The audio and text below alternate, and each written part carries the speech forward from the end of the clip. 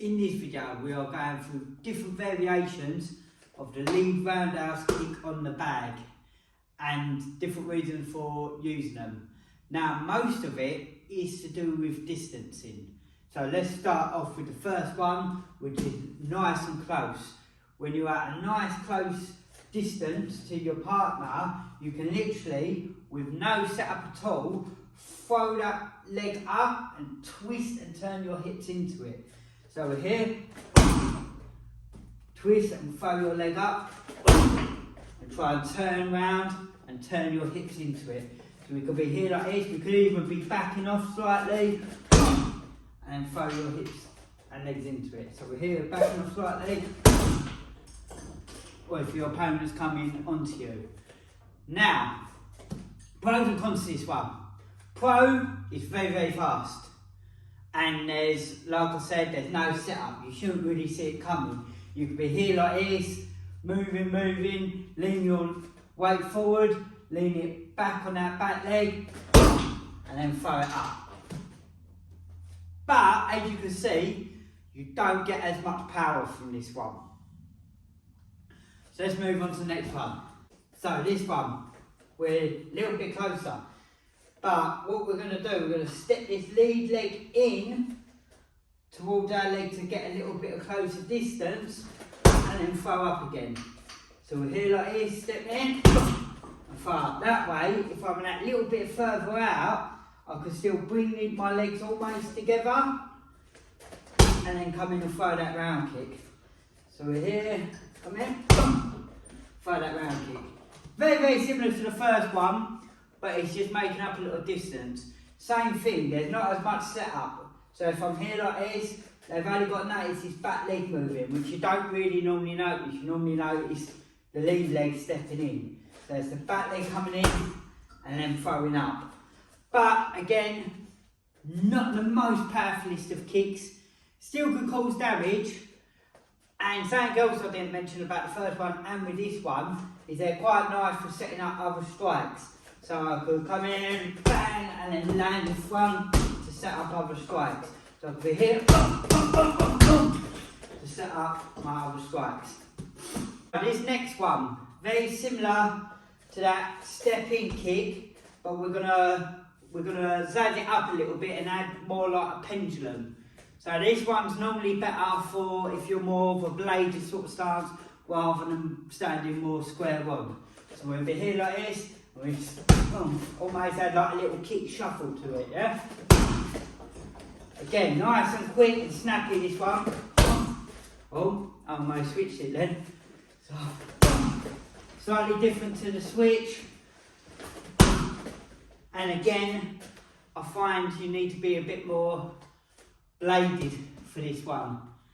The thing which can be quite good for this one is as this leg comes up and I throw this kick, this one comes back, straight back to its place, and I'm at the exact same distance what I was before. Where the other round kicks, sometimes you can land in close, or you need to throw it and then change into your stance when you square on. This bladed one allows you to come in, flick it up, get that strike, and get back out. If that's your goal. Again, you might want to use it to set up other strikes. Well, I feel this one ain't that great for that. But what I do think this one's really great for is having a little feeler, having a little tester. So I know if I go boom like that, how are they going to block so I can get a read? So how they block is how I might set up another strike in the future. And again, if you're more of a square fighter, you always become bladed now and again, especially if they're moving a lot. So if I'm square and I find them circling round to the side, boom, you can easily come up and catch them with that one. So don't neglect that one, it can be very useful. Next one, proper traditional sort of Thai one, which is what I'm most familiar with, is the switch. Boom. Now again, you could be extremely close to do the switch kick. Yeah, a lot of the time you would throw your switch kick off of a combination. So you'd throw your hands and you flip, boom, throw that round kick. Yeah, so what you're doing with the switch, I'm not jumping around to the side, I'm switching my feet and holding this angle to throw off that kick. So I'll go over here. Again, with this one, I can switch and land in front to land my strikes, or I can switch and then step out and come back out to create my distance. Another really beautiful thing about the switch is you can switch to fake your opponent and throw something else before you throw your actual kick. So you can use your switch, boom, and then throw something else before the switch. Now, the one thing what people say can be a bit of a bad thing for the switch is it can be quite predictable. But if you practice it and do it correctly, it's not as predictable as what people think, especially if you don't move your shoulders, if you're just switching from here. If you get a nice one, you can still land it very successfully. That's why probably the switch kick is one of the most popular ones out of the ones I've shown so far. But again, as long as you set up and make the combinations beforehand, then you can hide the switch within the combos. Just be careful if you're going to throw the switch kick straight off. Maybe it might be worth doing one of the first ones first if you're going to throw it straight off for whatever reason why you're throwing it straight off. Is it to get a feeler, to see how they're going to react, or is it to throw straight off to set up your other strikes? But for a finisher, the switch kick is lovely to finish off for a combination, just to add that little bit more extra power when loading the hips and rotating them up for that extra little bit of power. Now the last one.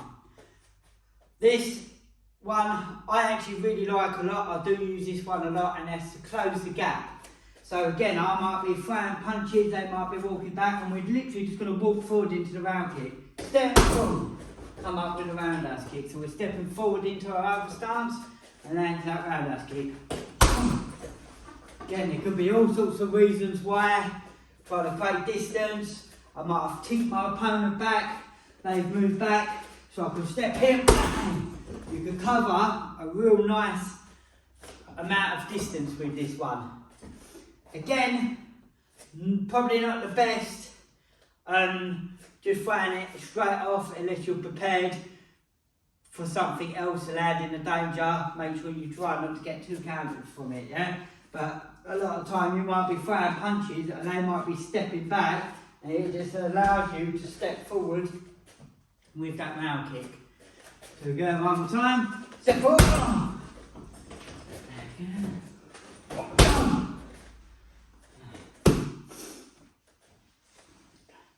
If you'd like to see a video on 50 different variations of the roundhouse kick for MMA, then check out this playlist over here where I've got many more different styles, different ways of throwing, not just a roundhouse kick, but all different types of kicks. So go check out that video over there.